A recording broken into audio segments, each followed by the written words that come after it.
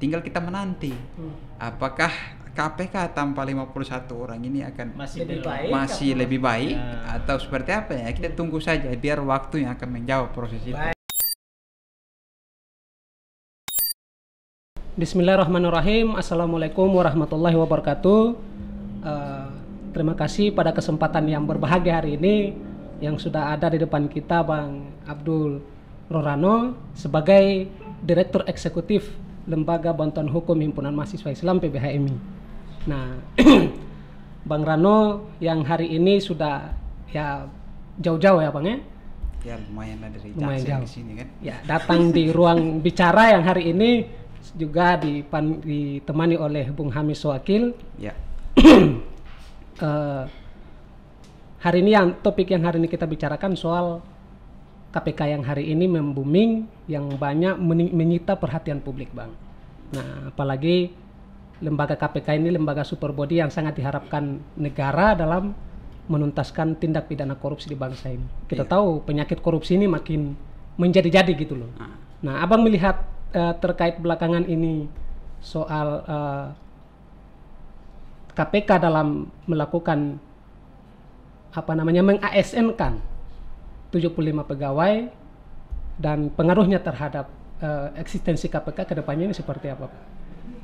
Iya, jadi sebenarnya begini, untuk bicara terkait dengan KPK kan mestinya tidak bisa kita dikotomi hanya dalam soal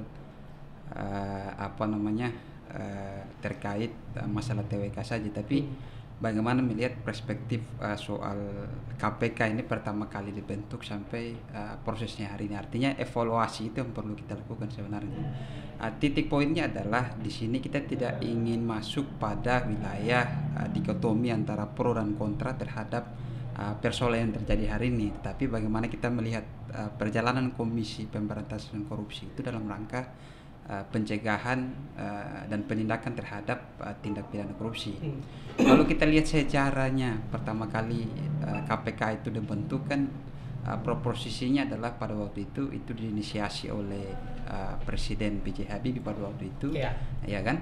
Dalam prosesnya itu adalah melihat situasi pada saat itu ketika dua lembaga penegak hukum yang dipercaya untuk melakukan pemberantasan tindak pidana korupsi itu kemudian pada saat itu tidak terjadi. Artinya di luar itu ada institusi kepolisian dan institusi kejaksaan yang pada waktu itu mengalami kemerosotan integritas di dalam penanganan pemberantasan tindak pidana korupsi. Inilah yang kemudian melahirkan yang namanya Komisi Pemberantasan Korupsi. Sepanjang perjalanan KPK tentu ada plus minus yang kemudian muncul di situ. Jadi ada reward terkait dengan pemberantasan korupsi itu yang kemudian ditangani secara baik, tetapi di satu sisi perlu ada evaluasi terhadap penanganan tindak pidana pemberantasan korupsi. Ini yang jadi soal sebenarnya. Kalau misalnya kita lihat rumor-rumor sebenarnya di beberapa waktu yang lalu sebelum revisi Undang-Undang KPK, banyak orang katakan bahwa sebenarnya di KPK itu ada problem-problem internal yang sebenarnya tidak terselesaikan. Makanya itu terbukti ketika revisi Undang-Undang KPK itu dilakukan, kemudian ada proses alih status dan sebagainya. Tentu problem-problem internal itu kemudian mulai terkuak di publik. Selama ini kan KPK selalu dalam setiap siaran pers, konferensi pers atau penanganan kasus itu lebih kepada soal bagaimana penanganan perkara, tetapi jarang kemudian untuk bicara soal bagaimana sih internal di KPK itu. Ini yang sebenarnya sisi ini yang jarang dikupas misalnya oleh para aktivis terkait dengan persoalan itu. Makanya titik pentingnya di situ. Kalau soal alih status fungsi dari pegawai menjadi aparatur sipil negara, tentu kan produknya dua di situ. Kita lihat, satu ada putusan Mahkamah Konstitusi, kemudian yang kedua ada peraturan pemerintah terkait dengan pelaksana teknis bagaimana alih status fungsi itu. Kalau di PP nomor PP 2020 itu kan di situ disebutkan bahwa alih status terhadap pegawai menjadi ASN itu kemudian itu diberikan ranahnya kepada pimpinan KPK, ya kan, untuk seleksi dan prosesnya itu seperti apa itu diserahkan kepada pimpinan KPK. Nah, sekarang itu dikuatkan lagi dengan putusan Mahkamah Konstitusi. Sorry, saya bisa bacakan dulu putusannya biar lebih declare ya terkait dengan itu. Jadi kalau di putusan Mahkamah Konstitusi itu kan di situ disebutkan, jadi alih status terhadap pegawai menjadi aparatur sipil negara itu bisa dilakukan sepanjang tidak merugikan hak-hak orang yang kemudian dialih status fungsikan itu. Sepanjang tidak merugikan kan tidak jadi masalah sebenarnya. Nah, sekarang problemnya adalah ada 51 orang dari 75. Ada 51 orang dari 75 yang kemudian itu dinyatakan tidak lolos. Iya kan? Tidak lolos atau tidak bisa dibina. Tidak bisa dibina lah istilahnya. Artinya kalau tidak bisa dibina berarti siap dibinasakan gitu kan. Ada yang tidak bisa dibina, ya kemudian dianggap dianggap tidak memenuhi kualifikasi. Pertanyaannya kemudian adalah apa indikator orang-orang 51 orang ini kemudian tidak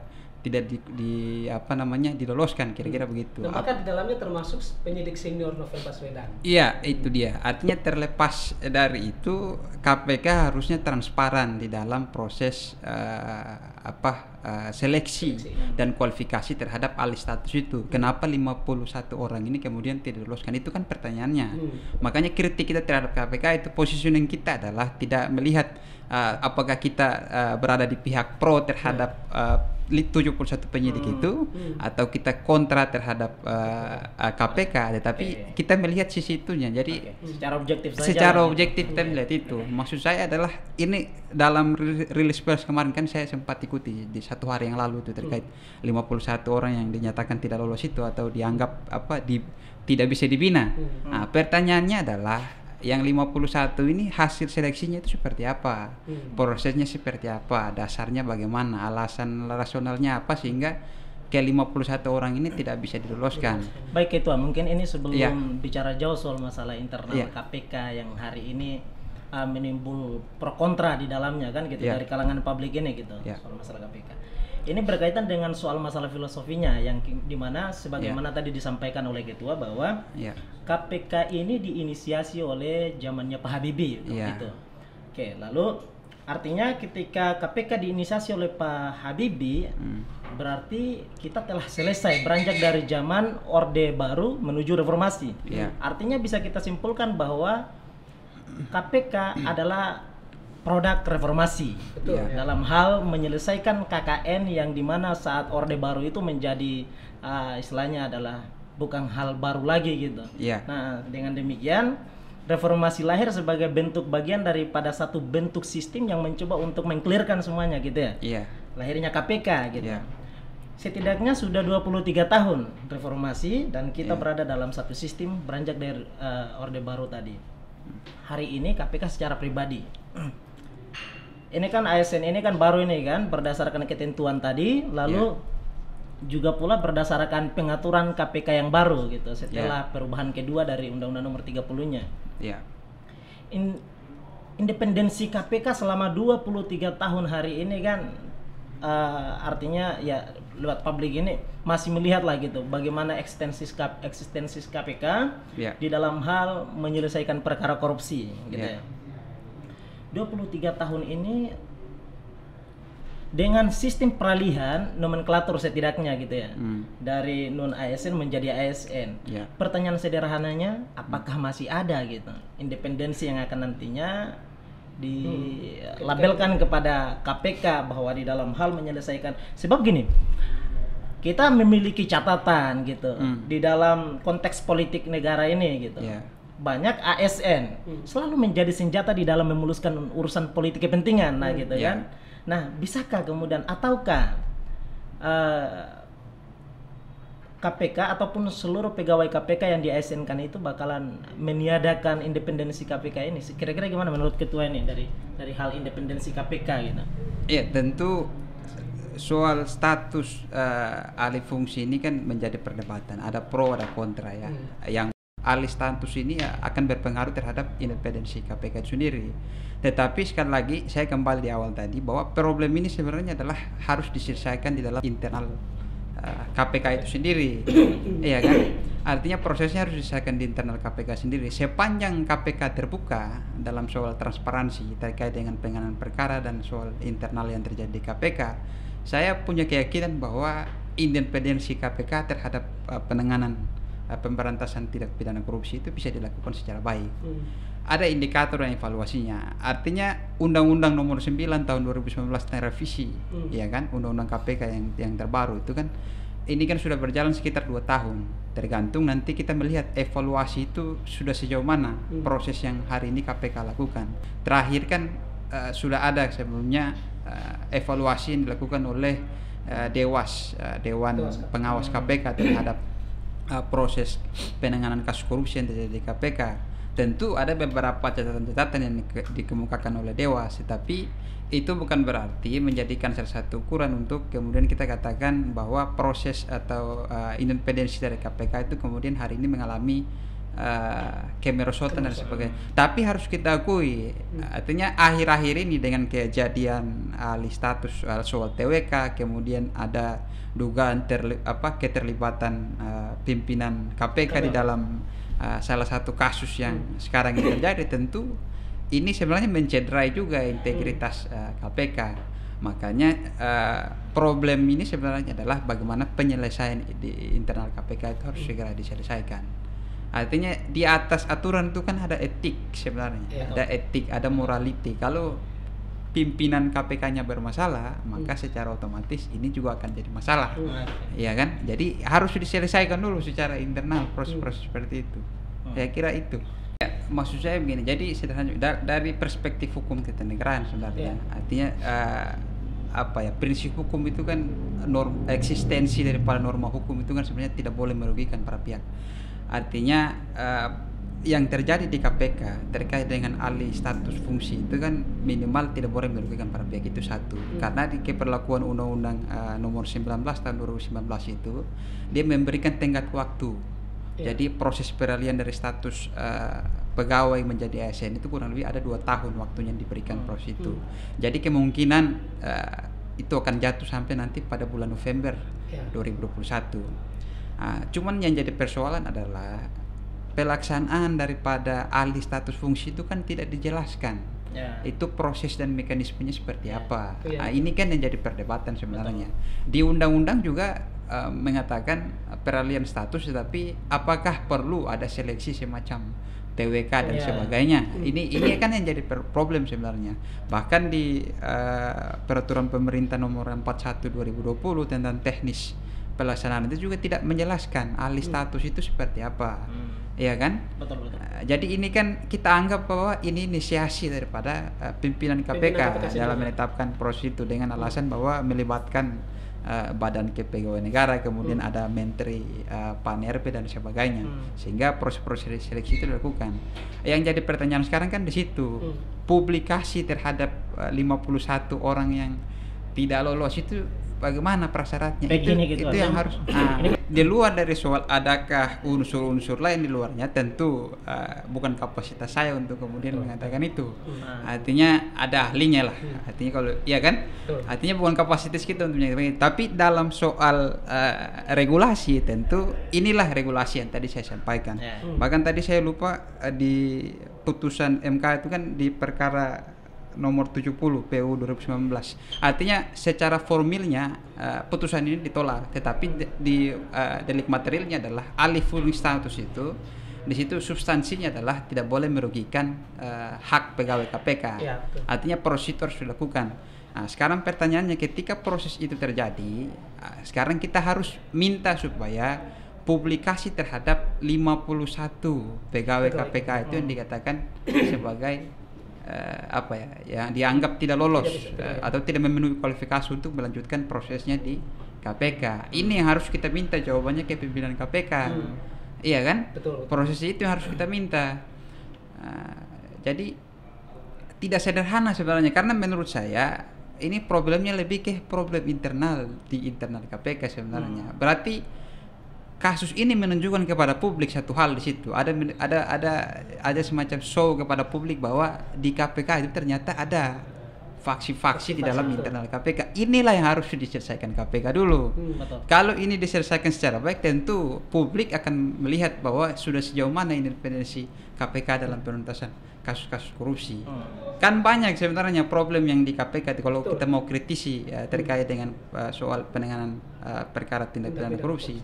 Banyak hal sebenarnya yang di KPK itu menurut kami ada problem sebenarnya harus diselesaikan. Misalnya bagaimana dengan status orang yang sudah ditetapkan sebagai tersangka mungkin 5-6 tahun atau 7 tahun, tapi kasusnya masih terkatung-katung di KPK. Bagaimana KPK memberikan penjelasan terkait dengan persoalan-persoalan ini? Walaupun status pemberantasan tindak pidana korupsi dimasukkan sebagai bagian daripada extraordinary crime, tetapi sebagai suatu kejahatan luar biasa ya.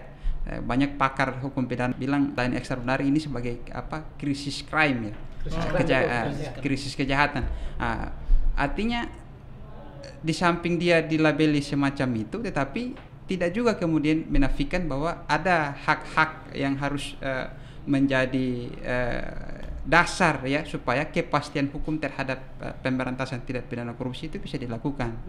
Kan banyak gitu. Jadi ada beberapa kasus yang bisa kita jadikan sebagai sampel, misalnya ada penetapan status tersangka tetapi kasusnya sampai hari ini tidak selesai, atau kemudian bagaimana misalnya terkait dengan pemulihan nama baik orang yang kemudian tersangkakan sebagai dugaan korupsi, tetapi ketika dia menang peradilan bagaimana upaya pemulihan nama baik terhadap orang-orang ini. Tentu kita masih ingat ya, ini masih ingat dan segar di ingatan kita, misalnya soal kasus BG misalnya. Waktu itu hampir menjadi Kapolri, ya kan? 1 hari sebelum menjadi Kapolri misalnya ditetapkan sebagai tersangka.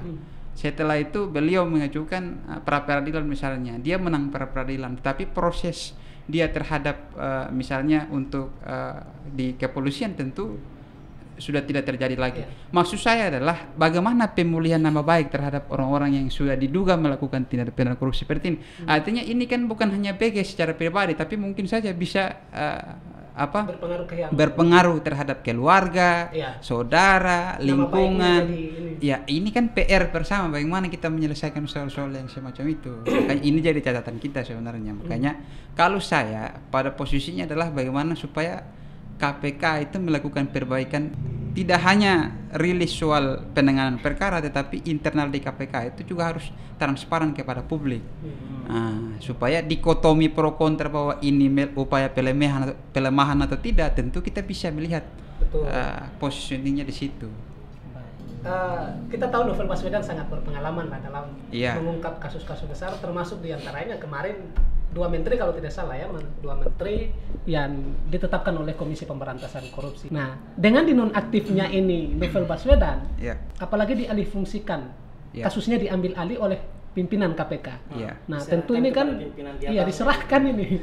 Jadi ini kan secara hukum kan tidak bisa, tidak bisa dilanjutkan oleh si pelaku yang melapor jikalau tidak menjadi pegawai yang aktif di KPK yang memiliki kewenangan untuk melanjutkan. Tentu menurut saya ini ada krisis integriti integriti. Jadi ada persoalan internal ini menimbulkan adanya krisis integriti terhadap lembaga KPK hari ini. Dari kasus TWK ini kan artinya begini, siapa sih yang mau meragukan 51 integritas daripada 51 orang ini yang kemudian sudah lama berkecimpung bekerja di KPK, banyak menuntaskan kasus-kasus penanganan korupsi. Tetapi lagi-lagi secara formalnya adalah ketika 51 orang ini dinyatakan tidak lolos, apa langkah-langkah hukum yang bisa dilakukan dan ditempuh oleh 51 orang? Tentu ada beberapa hal yang bisa dilakukan. Pertama, bisa melaporkan keputusan pimpinan KPK ini kepada Dewan Pengawas KPK atau dalam hal ini Dewas. Prosesnya bisa melalui itu. Kemudian yang kedua, proses terkait dengan itu bisa diajukan ke PT UN. Jadi ini kan bisa digugat sudah keputusan itu ke Pengadilan Tata Usaha Negara. Yang ketiga, prosesnya adalah meminta misalnya political will misalnya dari Presiden Joko Widodo. Artinya presiden di sini kan selain sebagai kepala negara, sebagai kepala pemerintahan, tentu dia punya power dalam rangka untuk menunjukkan positioning dia dalam rangka komitmen terhadap pemberantasan tindak pidana korupsi. Nah, ini yang penting ditunggu sebenarnya. Walaupun kemarin kita sudah pernah dengar ada penyampaian presiden terhadap nasib 71 orang ini. Ya kan? Kalau instruksi presiden yang kita lihat atau yang disampaikan presiden itu kan kurang lebih poinnya adalah agar bagaimana 71 orang ini kemudian diakomodir secara baik. Kalaupun prosesnya dia tidak bisa lolos dalam kualifikasi TWK misalnya, berarti ada kemungkinan untuk misalnya dia ikut dalam proses-proses lain, misalnya untuk pendidikan terkait dengan wawasan kebangsaan dan sebagainya. Saya kira itu ya. Tetapi lagi-lagi setelah arahan presiden itu dikeluarkan, ternyata pada prosesnya itu ada lagi 51 orang yang tidak lulus. ini kan yang jadi masalah sebenarnya. Makanya alasannya itu adalah kita harus kalau sebagai aktivis gerakan ya kita harus mendorong supaya KPK terbuka terhadap proses seleksi itu. Apa indikatornya sehingga 51 orang ini tidak lulus, padahal secara track record jelas ini integritasnya. Untuk menjawab tantangan itu supaya trust publik terhadap institusi KPK itu kemudian bisa kembali terhadap lembaga KPK, maka satu-satunya cara untuk menjawab tantangan itu adalah bagaimana membuka semua proses-proses yang atau mekanisme yang terjadi terkait dengan nasib 51 orang itu. Itu penting untuk dibuka. Apa dasarnya kemudian masih 75 belum 51 karena 24 ini masih dibina. Ya, artinya 24. Kalau tidak lolos dibina otomatis kan sama nasibnya kan gitu. Ya, itu dia. Jadi kita anggaplah bahwa 71 orang ini ya dianggap tidak memenuhi syarat, iya kan? Makanya prosesnya adalah apakah untuk mengembalikan trust publik itu tentu KPK harus transparan, artinya harus dibuka ruang-ruang itu untuk publik tahu, harus dipresentasikan. Kan terakhir di rilis KPK itu kan presiden KPK itu menyampaikan bahwa 71 ini atau yang terakhir 51 itu tidak bisa diloloskan karena ada upaya-upaya paham-paham radikalis dan sebagainya. Nah, sekarang kan pertanyaan kita, yang dimaksud dengan radikalisme ini yang seperti apa menurut komposisi pimpinan KPK? Betul, itu sedang dalam waktu bersamaan mereka ini punya prestasi dalam KPK. Ya, itu dia. Ini radikalisme ini urusan apa? Artinya harus dijelaskan secara detail kepada publik prosesnya itu seperti apa. Itu yang harus, yang menjawab itu adalah KPK sendiri. Kalau KPK tidak mampu membuka proses itu secara transparan, tentu publik akan mempertanyakan proses itu, ya kan? Ya, kita juga akan bertanya, ada apa ini kan? Ya, di luar dari soal itu tadi, makanya saya artinya di luar dari soal ada upaya-upaya konflik kepentingan yang terjadi di KPK, menurut saya penting itu proses terhadap seleksi itu harus clear dan dibuka kepada publik supaya ini bisa menjawab tantangan demi nama baik dan independensi KPK.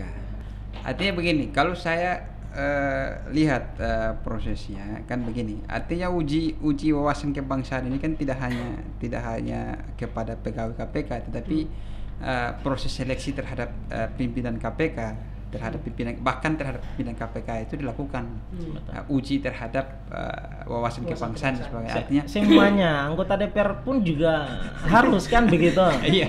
Artinya ada assessment terhadap proses-proses yang berkaitan dengan soal wawasan kebangsaan dan sebagainya. Artinya proses itu tentu ada. Cuman kan pertanyaannya adalah begini. Dari hasil yang kita butuhkan ini kan hasilnya apa hasil dari proses tes itu, iya kan? Baik. Artinya secara capability dan integritas mungkin kita tidak meragukan lagi 71 orang itu, termasuk ada Mas Novel kan. Nah, tetapi dalam soal tes itu tentu kita harus butuh apa hasilnya yang kemudian muncul dari proses itu.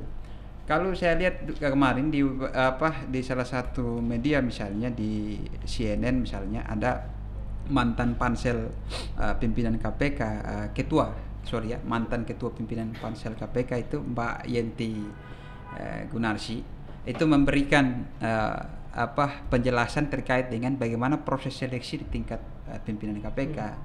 Jadi beliau menjelaskan dari proses-proses seleksi itu tentu juga ada proses seleksi atau tes terhadap wawasan kebangsaan. Bahkan dia memberikan gambaran bahwa bahkan ada pertanyaan-pertanyaan yang keluar daripada proses-proses tes wawasan kebangsaan itu yang sebenarnya itu tidak berkaitan dengan KPK gitu tidak berkaitan dengan KPK, tetapi itu menjadi salah satu nilai atau tolak ukur di dalam proses itu.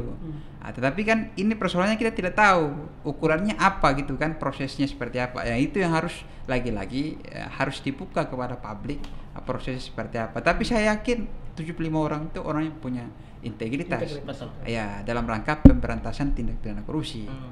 Tapi kalau seandainya ya kan, kalau kita ini kan kita bicara dalam proses yang kedepannya, kalau memang 51 itu dinyatakan tidak lolos, ya tinggal kita menanti apakah KPK tanpa 51 orang ini akan masih lebih baik atau seperti apa ya, kita tunggu saja, biar waktu yang akan menjawab proses itu. Baik.